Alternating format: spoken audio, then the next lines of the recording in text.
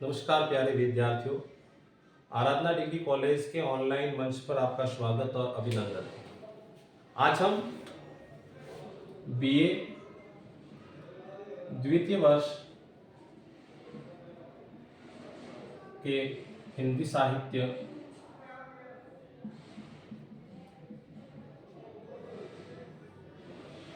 की बुक हिंदी साहित्य के इतिहास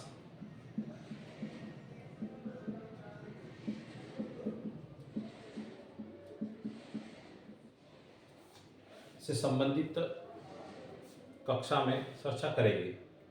कल हमने हिंदी साहित्य के इतिहास के प्रथम कालखंड आदिकाल के बारे में अध्ययन किया था।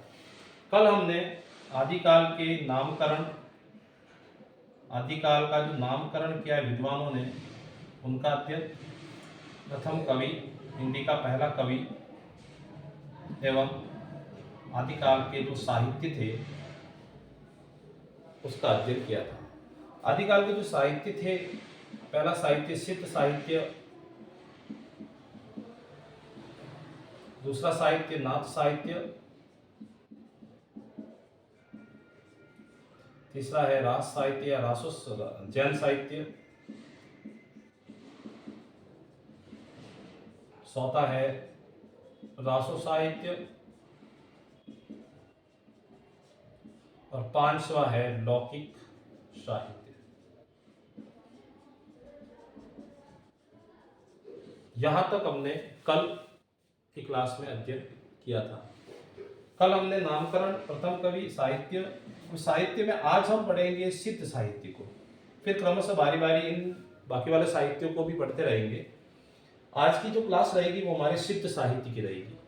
सिद्ध साहित्य में जितने सिद्ध साहित्य से रिलेटिव कवि हुए हैं, उनके व्यक्तिगत और उनके काव्य की विशेषता और उनके ग्रंथ से संबंधित आज हम इस क्लास में अध्ययन करेंगे।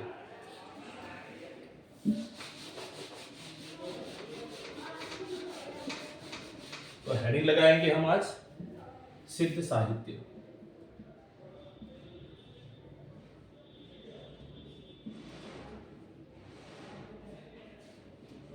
और सिद्ध साहित्य में जो पहला कवि है, वैसे सिद्ध साहित्य की थोड़ी चर्चा कर ले आपस में कि यह साहित्य दार्शनिक और भावात्मक, यह साहित्य दार्शनिक एवं भावात्मक साहित्य था।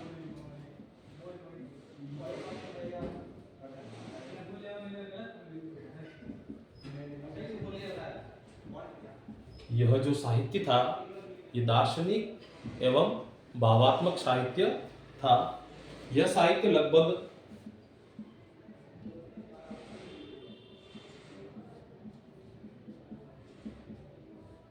सातवीं से 13वीं शताब्दी के मध्य रचा गया, यह सृजन हुआ।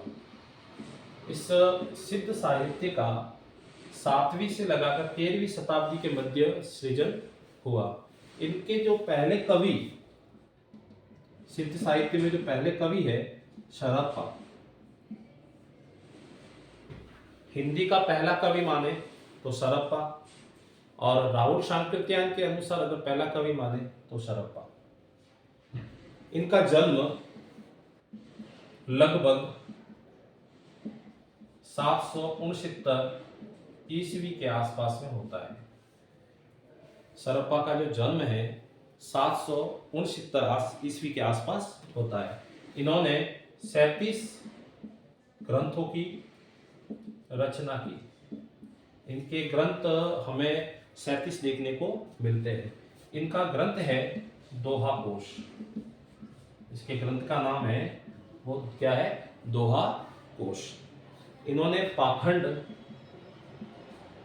एवं और आडंबरों का विरोध किया। तो इनके काव्य में हमें पाखंड एवं आडंबरवाद का खुला विरोध देखने को मिलता है।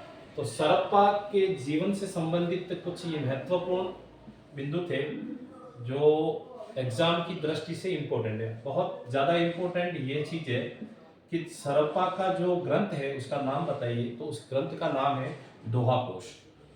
सरप्पा का एक अन्य नाम है सरहपाद। पूछा जाए प्रश्न।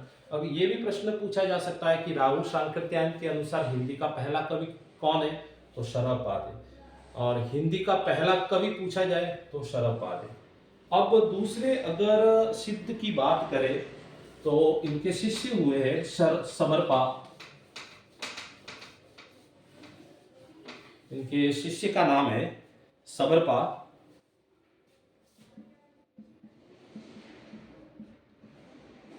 तो पहला पॉइंट तो यही रहेगा, सरहपा। सरहपा के शिष्य, इनके ग्रंथ का नाम है क्षर्यापद। समरपा के ग्रंथ का नाम है क्षर्यापद। ये क्षत्रिय वंश से संबंधित कवि थे। तो ये इंपॉर्टेंट है समरपा से रिलेटिव कि समरपा के ग्रंथ का क्या नाम है, तो इनके ग्रंथ का नाम था क्षर्यापद। तीसरे अगर कवि की बात करें, सिद्धों में जो तीसरा कवि हुआ है वो है लुइपा। पहली बात तो लुइपा के बारे में यह है कि ये 84 जो सिद्ध हुए हैं, राहुल शांकरत्यायन के अनुसार सिद्धों की जो संख्या है वो 84 है, और सिद्धों की संख्या भी 84 ही थी। और उन 84 सिद्धों में सबसे उच्च स्थान पर कवि, यानी सबसे उच्च स्थान पर जो कवि माना गया है सिद्धों में वो है लुइपा।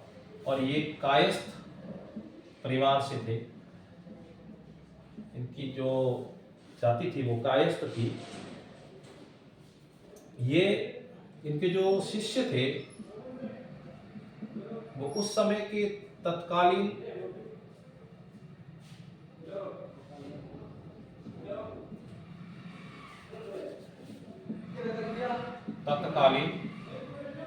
उड़ीसा के राजा एवं मंत्री, ये दोनों ही लुइपा के शिष्य हुआ करते थे। तो ये तीसरा जो सिद्ध है इन कायस्थ परिवार से रिलेटिव था, और उड़ीसा के तत्कालीन समय के राजा थे और उनके मंत्री थे, वो उनके शिष्य हुआ करते थे।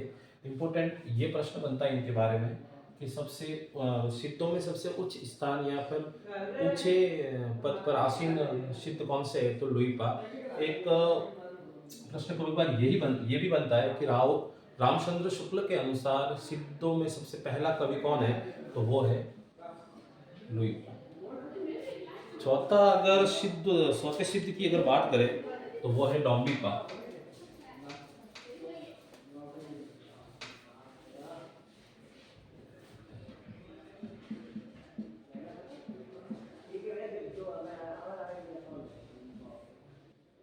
सिद्धों में ये चौथे सिद्ध है। इनका जन्म लगभग 840 ईस्वी के आसपास में होता है। तो डोम्बिपा का जो जन्म है 840 आसपास में होता है। ये क्षत्रिय वंश के थे। इनका जो वंश था वो क्षत्रिय था, और इन्होंने मुख्यतः 3 ग्रंथ लिखे। इन्होंने 3 ग्रंथों की रचना की। पहला था योगचर्या। पहले ग्रंथ का नाम है योगचर्या। डोम्बिपा ने कुल 3 ग्रंथ की रचना की। इसमें दूसरा ग्रंथ है अक्षर द्विपाद कोश, और तीसरा है डोम्बी गीतिका।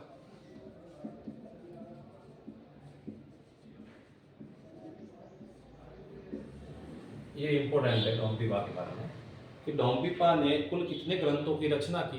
तो इन्होंने 3 ग्रंथों की रचना की थी। पहली थी योगचर्या, दूसरी थी अक्षर द्विपाद कोश, और तीसरा था डोम्बी गीतिका। इन्होंने कुल मिलाकर 21 ग्रंथ लिखे। इनके ग्रंथों की संख्या मिलती है 21। अगर पांचवें सिद्ध की बात करें तो कणहप्पा।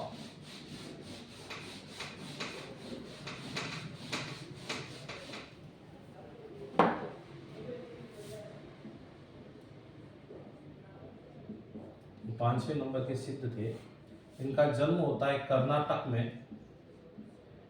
कणहप्पा का जो जन्म है वो कर्नाटक में होता है 820 ईस्वी के आसपास। और ये ब्राह्मण थे। ये जाति जो कणहप्पा की थी वो ब्राह्मण थी।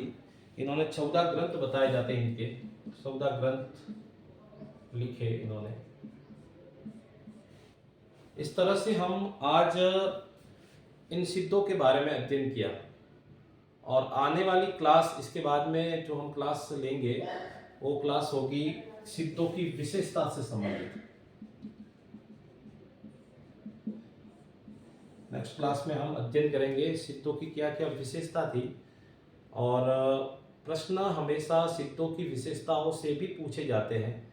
और गत एग्ज़ाम में, उससे भी पहले एग्ज़ाम में ये प्रश्न पूछे गए हैं कि सिद्धों की क्या विशेषता है, आदिकाल की क्या विशेषता है। उन तमाम बिंदुओं पर हम चर्चा करेंगे अगली क्लास में। धन्यवाद।